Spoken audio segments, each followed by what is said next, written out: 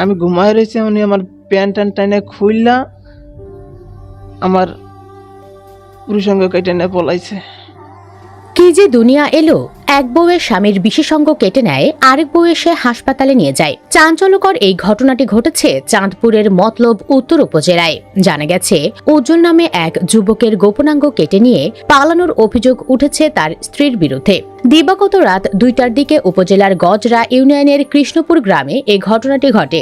ঘটনার পর অভিযুক্ত স্ত্রী কল্পনা বেগম ও শ্বশুর বাবর আলী পলাতক রয়েছেন বলে জানা গেছে।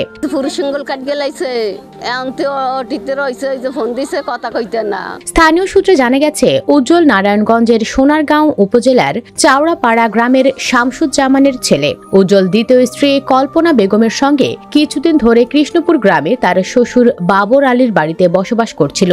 সর্বশেষ রাতে ঘুমন্ত অবস্থায় ধারালো অস্ত্র দিয়ে উজ্জ্বলের গোপনাঙ্গ কেটে ফেলেন কল্পনা বেগম। পরে উজ্জ্বলকে অচেতন অবস্থায় পড়ে থাকতে দেখে তার তৃতীয় স্ত্রী ফারজানাকে ফোন দেয় অজ্ঞাত এক ব্যক্তি। ফারজানা ছুটে গিয়ে উজ্জ্বলকে উদ্ধার করে চাঁদপুর 250 শয্যা বিশিষ্ট সদর হাসপাতালে নিয়ে যান।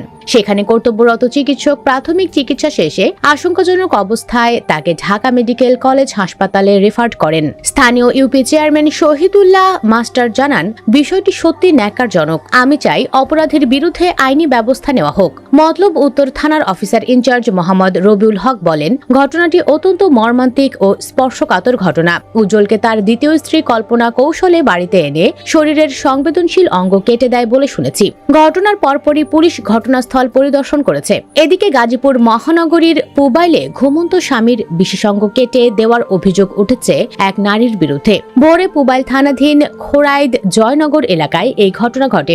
এই ঘটনায় অভিযুক্ত নারীকে আটকে মারধর করে পুলিশে সোপর্দ করেছে স্থানীয় জনতা। স্থানীয় সূত্রে জানা যায়, ভোর 5টার দিকে পুবাইলের খোরাইদ জয়নগর এলাকায় পারিবারিক কলহের জেরে আকাশ নামে এক যুবককে ঘুমন্ত অবস্থায় তার স্ত্রী বিশেষাঙ্গ বিচ্ছিন্নের উদ্দেশ্যে ধারালো ব্লেড দিয়ে গুরুতর জখম করেন। এ সময় স্বামী আকাশের চিৎকারে আশেপাশের প্রতিবেশীরা এগিয়ে এলে তাকে উদ্ধার করে চিকিৎসার জন্য গাজীপুর শহীদ তাজউদ্দিন আহমেদ মেডিকেল কলেজ হাসপাতালে নিয়ে যান। উপস্থিত জনতা তার স্ত্রীকে আটক করে মারধর করে পুলিশে সোপর্দ করেছে। পুলিশ তাকে আটক করে শহীদ আহসানুল্লাহ মাস্টার জেনারেল হাসপাতালে প্রাথমিক চিকিৎসার জন্য নিয়ে যায়। সুপ্রিয় দর্শক, চাঁদপুরের ঘটনার জন্য দায়ী ভুক্তভোগী স্বামী নিজেই, কারণ সে কয়েকটি বিয়ে করেছে, এমনটি দাবি করছে অনেকে।